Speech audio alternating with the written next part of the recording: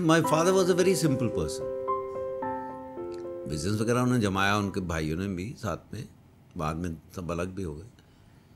He was a very, now when I look back and now meet people and all, सबको अपने माँ बाप अच्छे लगते हैं ऑफ कोर्स, बट कुछ एक अच्छाई भी थी। जैसे हमारी माँ बोलती थी कि अगर हमें दिल पे चोट लगी है, सांझे दिल पे सट लगी कार छड़ डंदी, घर छोड़ने की अगर हमें दिल पे चोट लगी, इसका मतलब ये नहीं कि वापस वही करें, फिर तो चलता रहेगा, है ना। जैसे पहली बार जो मेरी टैक्सेबल इनकम उन दिनों आई थिंक 50 या 60 हज़ार होती थी, और उसी वक्त उन्होंने मुझे घर लेके दिया था, वो भी नुक्कड़ के टाइम में जब वहाँ गया, इसीलिए मुझे सर याद आया नहीं, 85 में नुक्कड़ टेलीकास्ट शुरू हो गया और दिल्ली उनके ऑफिस में खूब भीड़ लगी, और उन्होंने एक बार नीचे देखा, और फिर जैसे भीड़ में आप वेव करते ना, भीड़ मतलब भीड़ रियली, तो मैंने एक टाइम पे मुड़ के देखा तो यूँ खुल के मुझे देख रहे हैं। हमारा ओल्ड दिल्ली में ऑफिस था। आपके पिताजी उनके लिए ऐसा था कि ये कैसे हो, no they were not, in fact he was always concern. वो थिएटर नहीं बोलते थे, ड्रामे आज कुछ नहीं रखा, और हमारा मशीन टूल्स का बिजनेस था, तो ये अक्सर मुझसे कहा जाता था कि सीखो, कुछ नहीं हुआ तो ये कर लेना।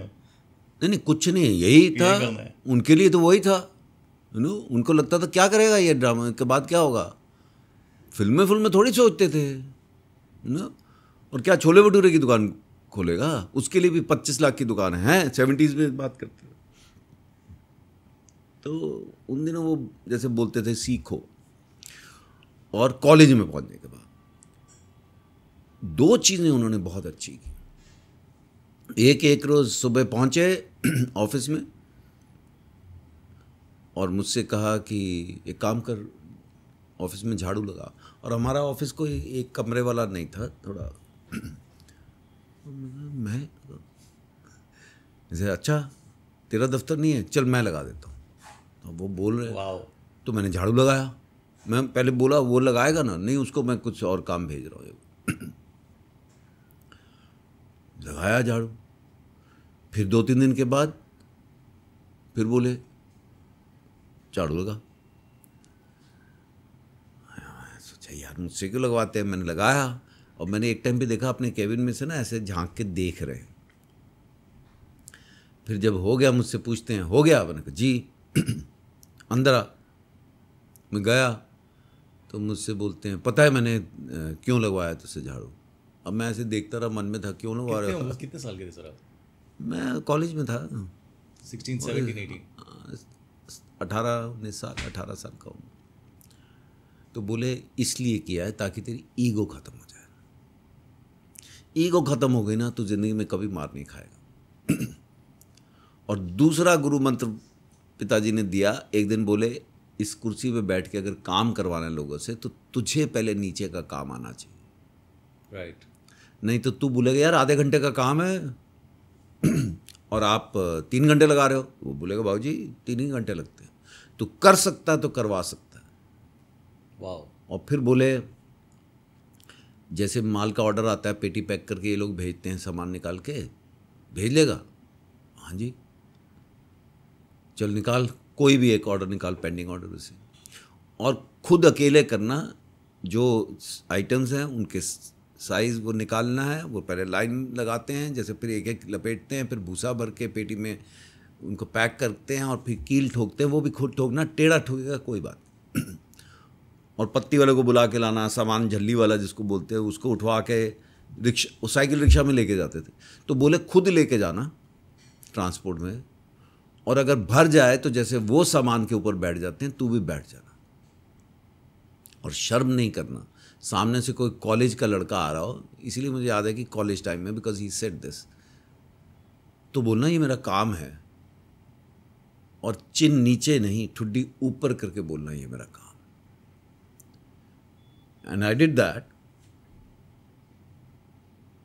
वो मुझे बंबई में सरवाइव करने में बहुत मदद हुई। एक्चुअली ईगो खत्म हो गई। You were ready to do any job, क्योंकि ऑल्दो फाइनली मेरा जो पहला घर था मेरे माँ बाप ने लेके दिया मुझे, है ना।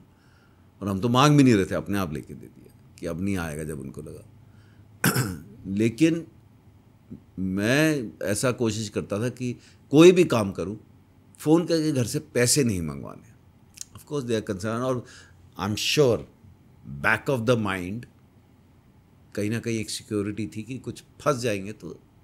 ऑफ कोर्स अगर मैं 17-18, बहुत सारे जो बच्चे होते हैं उस उम्र में, अगर बाप कुछ कहता है तो वो कहते हैं अरे ठीक है यार, बोलता रहता है, ये जो होता है। ये आपके साथ नहीं हुआ, या ये आपके साथ थोड़ी उस मोमेंट पे हुआ, लेकिन बाद में दैट सीप्ड इन, दैट मैरिनेटेड, ये हुआ होगा। हाँ, पर हम थोड़ा सा आई थिंक मोटा मोटा हम माँ बाप से थोड़ा डरते भी थे, यू नो।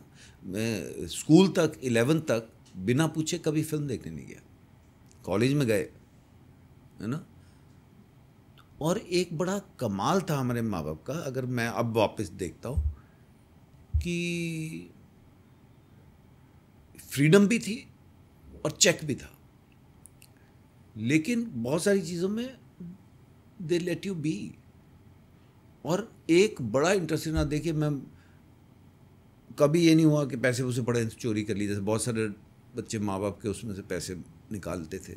मैं जानता हूँ कुछ लोग शेयर करते, मैंने निकाल लिए, यू नो। वो हमने ऐसा इस तरह की चोरी नहीं की। जैसे नुक्कड़ के टाइम में मेरे फादर बॉम्बे आए, जब घर ले लिया था तब आए। वो किस्सा जो, तो एक तो जब आए तो उससे पहले ना मैंने बोला था कि इनकम टैक्स के लिए कोई वहाँ पेपर बना रहा था सेट पे ही, तो मैंने बोला अरे मेरा भी भर दीजिए, बिल्कुल एज पे था। तो कुछ सीनियर्स जो बैठे हुए थे ना, बोला ए चुप कर, पागल हो गया, टैक्स भरेगा, अगले साल इनकम नहीं होगी तो फिल्म वालों की अलग फाइल बनती है, रगड़ देंगे। ये 85 की बात है। देन मेरे फादर ने मुझे घर ले दिया, फिर वो बॉम्बे आए और एक रोज़ बोले अपनी पासबुक दे, तो मैं तेरा हिसाब बनाता हूँ, यहाँ किसी सीए को पकड़, जो पैसे मांगे दे देना और अपना टैक्स भर। तो मैंने बोला टैक्स नहीं भरना है जी। तो भाग मिल्खा भाग में एक सीन है जिसमें मैं उसको बोलता हूँ जाने से पहले, है पागल जा। मेरे फादर पहले भी बोलते थे, कभी डांट रहे, है पागल जा। और वो अब मेरे को वो याद रह गया कि उन्होंने बोला टैक्स नहीं भरना। नहीं जी, क्यों, ऐसे ऐसे बोला। तो बोले है पागल जा, टैक्स नहीं भरना। ओए हम 66% भरते थे, तुम लोग 40% नहीं भरोगे, उस वक्त 40% होता। अपना हिस्सा देश की किट्टी में डालो, नहीं तो ये सड़कें, ये लाइटें, ये पानी कहाँ से आएगा।